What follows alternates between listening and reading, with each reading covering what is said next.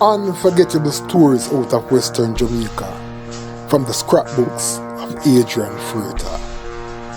As a teacher in St. James back in the 1980s and 90s, I had the opportunity of meeting many gifted youngsters, many of whom have gone on to distinguish themselves in many facets of life, including entertainment and sports.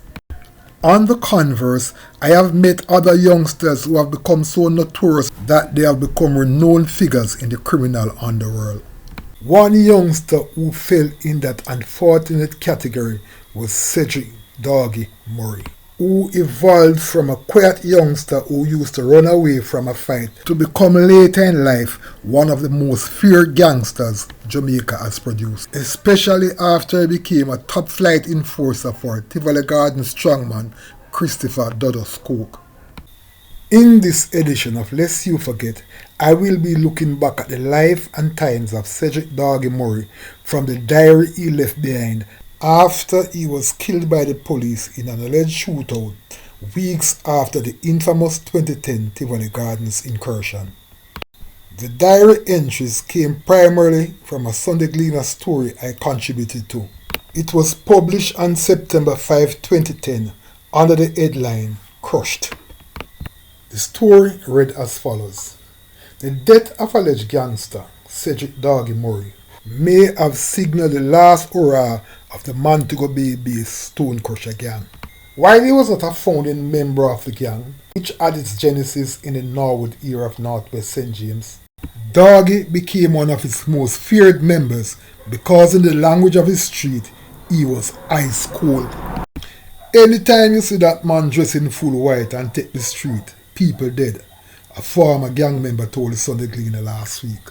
Unlike some man who sometimes make other gangsters do their dirty work, he was a man who deal with them thing himself. Murray seemed to underscore that fact in an entry in his diary. I stand here looking at this mountain that I had to climb to elude the cops. Life for me and my friends is no joke, but each day I ask God to not let me wake up in anger or else people are go dead, was what Murray wrote in a July 10, 2010 entry. In another entry he wrote, "My gun is my best friend. We are always together, always." And for those persons who were lashing out against him, he wrote, "Who are they to sit and pass judgment on me? Are they themselves innocent? I am just a simple man with the desire to live. I am a man with many issues, some good, some bad, but I am a person, yes, a man with emotions, feelings and fears and dreams, a man who knows God." Interestingly, after Murray graduated from high school, he went to America, so he was not around when the Stone Crusher gang was formed. Doggie was in America when the Stone Crusher started, a former gangster told the Sunday Gleaner. In one of the wars, his brother who went by the name Prince was killed. Shortly after his brother was murdered, Doggie was deported from the United States. He came back with blood in his eyes, the former gangster said. He was already a stepper in America, no stranger to killing people. However, the gangster noted that he wasn't into the day-to-day gang war and he was into the killing of women and children. He was more into contract killing and extortion. Along the way, Doggie gradually came to the attention of the police. He was soon labelled one of St. James's most wanted men. In his diary he wrote, "I have to rise above my circumstances. I just can't lay down. I am now in exile while Babylon a curfew everywhere. I have seen all my friends killed by the police in cold blood or shootout. I made no excuse for my past. I am a real gangster, hardcore. Babylon has labeled me a threat to the society because they can't kill me and the people love me." In speaking to his sojourn in Tivoli Gardens, Doggie wrote the following, "My Don Dodos is free. I will always say Jim Brown.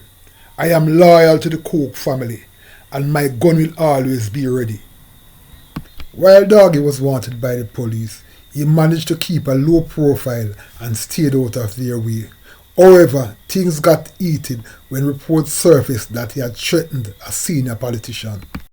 In speaking to that situation, he wrote, "The politician that said I threatened him, I have never seen him face to face or even spoke to him. I am being used to clean their slate." In speaking to the 2010 incursion in Tivoli Gardens, when the security forces went for a dollars coke and met solid resistance, Doggie wrote the following: "Invasion of Tivoli Garden by Babylon, the enemy. Gunshots rang out from every corner of West Kingston and other places of Kingston to protect the Don of all Dons, Christopher Coke, aka Dodos." Doggie wrote, "The man they came after is still free and safe. My Don and friend always. It was a raging gun battle, a day I won't forget, and such tragedy for Jamaica. More than 75 people dies by Babylon, man, baby and woman." In describing his escape, Doggie wrote the following: "I escaped, one of the last from where I was under crazy gunfire, but God's grace, mercy brought me out untouched, and my Don is free. Them came 4 a.m. pure men, but we escaped. I have never made such an escape before." In what seemed a case of predicting his own death, Doggie wrote the following: "My day is coming. If my friends do it, it will be quick. But if it is Babylon, it will be a day of war. Every day I regret how this all began. Sometimes I just want to pull the trigger and commit suicide." Despite his tough talk, Doggie also exposed a soft side in his diary. "Me and my son is chilling. I just put him to sleep. He is 6 months old and he has never slept beside me one night since he was born. My life is very intense, but I must always find time for them, even an hour." Doggie's prediction that he would be killed soon came true, as after fleeing Tivoli Gardens, he was cornered on the Trelawney in Manchester border by the police and killed in an alleged shootout. However, before he was killed, he made this entry in his diary: "If death should befall me, just remember, while you murder me, go home and look at your kids and wonder how perfect they are in an imperfect world. Will your children one day become what I have been accused of? Run along, Mr. and Miss Perfect, because you are just a vampire. You are worse than me." In looking back at the life and times of Cedric Doggie Murray, the boy I met as a 12-year-old when he came to St. James High School, the many stories that have been told about the terrible things he has done, and the entries he made in his own diary, would seem to suggest he evolved from the very quiet boy he was into one of Jamaica's most feared gangsters, who ultimately paid the price for the life he chose to live. Unforgettable stories out of Western Jamaica, from the scrapbooks of Adrian Fruita. Before you go, please remember to subscribe.